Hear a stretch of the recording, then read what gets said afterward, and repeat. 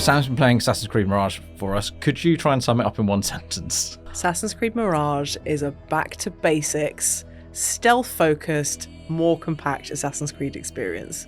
Which is what they've been promising. Yeah. Is that accurate? Is that fans of the old game that weren't a massive fan of the huge RPG games, which a lot of people still loved, have they actually done what they've said and gone back to that stealth and smaller, intimate game? Yeah, and I thought maybe there would be some hints to kind of the RPG nature of the more recent games, but actually you can see the Ubisoft Bordeaux, who's the lead studio on this, has been really strict in kind of keeping it a very compact. They said it's 20 to 30 hours. I've played 25 hours. I've got one person left to kill and loads of contracts left to do. So it's probably right on the money. There are some little detours, there's some little tiny side quests. There's these things called Tales of Baghdad that you can unlock that kind of get you to know the people of the city.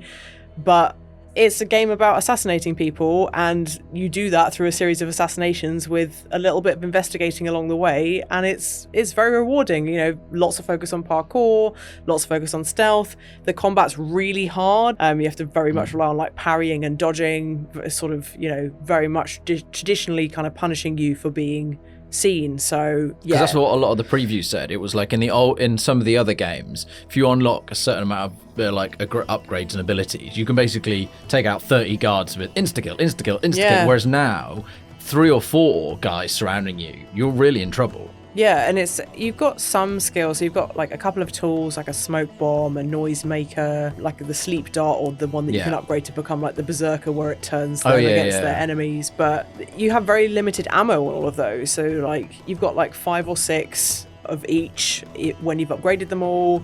It's not giving you loads of tools to be super effective in combat, and it's also making you really think about there's the new Assassin's Creed focus ability, which you may have seen in the trailer, where he kind of jumps around. You can target people and then it jumps around. I think I fully upgraded that now, and you can chain 5 together. Okay, so quite a few, but they've all got to be within your eye line. You're at end game. Oh, they have to be in your eye line. They have to be in your eye line, so they can't be they can kind of be just tucked around like a bookcase or something, but they can't be over the other side or whatever behind a wall. It's still limiting, realistic in that kind of way, even though it's reality breaking kind of skill. And there is definitely an element, you talked in your preview about how there was a point where you just went, stuff this, I'm just running away. Oh, yeah. Which is definitely a really big option to run away. But even the running away isn't like parkour recently, where you just hold 2 buttons together, run at a wall, and you'll go up it. No. Parkour is a lot more no, it's a puzzle now. You have to look where you're going and find the paths, really. You can't just run at anything. Yeah, you've still got to find handholds and stuff, so it can't just be I'm just going to shimmy up the side of this building. You can if there's an exposed brick here, or a ledge here, or a window ledge, or something that you can actually physically see as a handhold.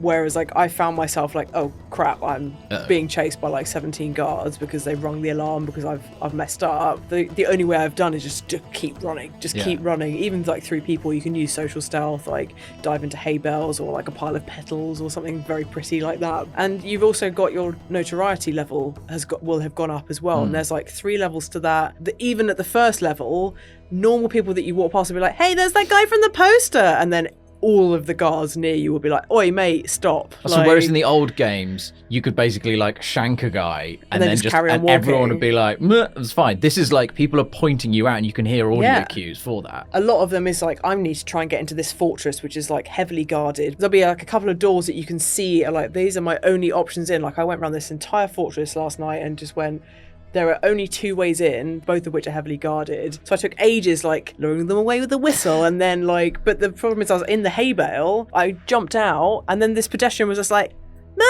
And I was and I had to start all over again, because, as they saw me, and then they called the guards, and then they were all on alert, and I'm so you've got to be really slow. You can use your eagle, but then sometimes the eagle can't be used because there'll be a marksman who sees your eagle, and so they'll shoot the eagle down. So you have to really take your time and use your eagle vision and be very slow to mark out everyone. So it's it's patient. Okay, so from everything that you're saying about the combat is harder, the stealth is harder. Yeah. the parkour is harder. You can't just point it at something and run up. It's not harder. I think it's more traditional. So this is what I mean. So it's about, like it's not that they're hard. It's just changed from what we're used to. Is this a harder game, and is it still enjoyable? I think people who are coming from the RPGs will find it very different. A lot of my friends who I've spoken to who haven't played Assassin's Creed since the last kind of core stealth-focused entry, I think they'll find it very comforting. And there's, this is a very traditional Assassin's Creed experience. But for someone who's come from the RPG where there's a lot more freedom in how you kind of approach things, I think they'll find it quite restrictive. But then it's more of a game.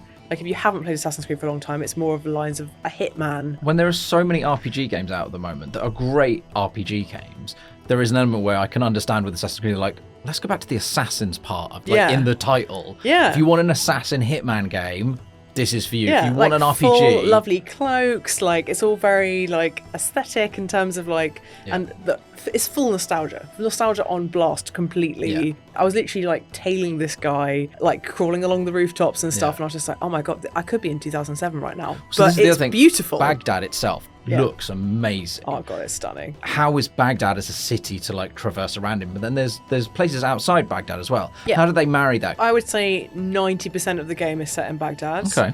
You go to the Alamut, which is like the Persian fortress, which has always been this sort of iconic home of the assassins that we've never actually been able to explore on foot in the series before. Then there's a couple of there's a little suburb area where the game starts, then you move into Baghdad, and it's dense as well, so it means that there's lots of opportunities to parkour along the rooftops and stuff. Layers of walls as well, so like there's like the sort of inner center, which is like your ultimate goal and really like very well fortified. Then you move out into like the more suburbs, but there's always like the rings of walls that kind of keep you from being able to just like parkour through the whole thing, because there's always these layers of. It's a very dense world that you get to explore, so it doesn't feel like. You get to know it really well, and so which it comes in really handy when you're being chased by a load of guards. And you'd be like, I could just turn left and here. And you have limited parkour options. You know that you've got options there. Yeah. So we're coming to a character that has been in the Assassin's Creed series before Valhalla, so we already know about him. But this is his story through being a peasant thief who gets saved by an assassin all the way through. How's that? Is it interesting? It is really interesting. And so I think there's going to be two versions of this story. One for the people who have played Valhalla and know kind of where he ends up in a kind of... When I spoke to developers, I called him mean, and they were not that happy about that. But he has a very complex arc in Valhalla. Whereas if you're coming to it fresh and this is a brand new character for you, he's very interesting. Like, I'm sure they will not want parallels drawn between Aladdin. It's a rag to riches. He's a street thief to start off with who is struggling to survive, but also knows about the hidden ones or the assassins. He wants to be a part of that world, and then something happens and he becomes an assassin. The sort of wrestle that he has both with his own mental health, because he's being like tormented by these kind of genies, like these sort of very demonic things that come both in his dreams, but also when he takes like a significant person's life. So he's wrestling with all of that kind of stuff, and it's quite an interesting look at like male characters generally, because I just don't think there's much like emotional exploration and depth in male characters as in female characters. So it's really interesting from that kind of thing. But it's also just like this guy really trying to prove himself. It's like, I'm a really good assassin, guys. I'm really good at this. Give me the chance. Like he's a junior. He's trying to impress the higher ups. So there's a load of layers to this story, and I think it is really interesting. And I want to kind of see what the ending gives us in terms of its connections to Valhalla and everything else. So, but they've always pitched it as a standalone game, so you don't have to have played Valhalla. Good. Nice. Yeah.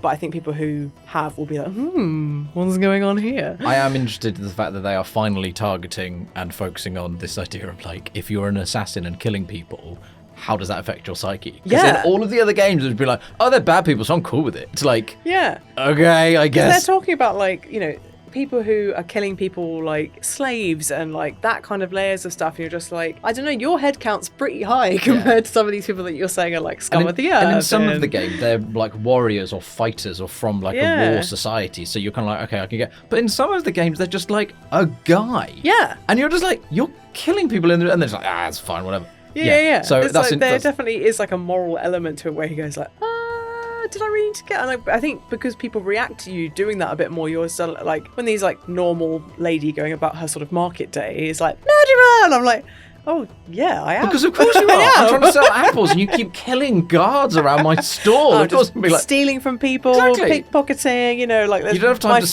stop and on wanted explain. posters Like, everywhere. exactly. Like, No, it's for a good cause. Like, Yeah, but yeah. you are a murderer.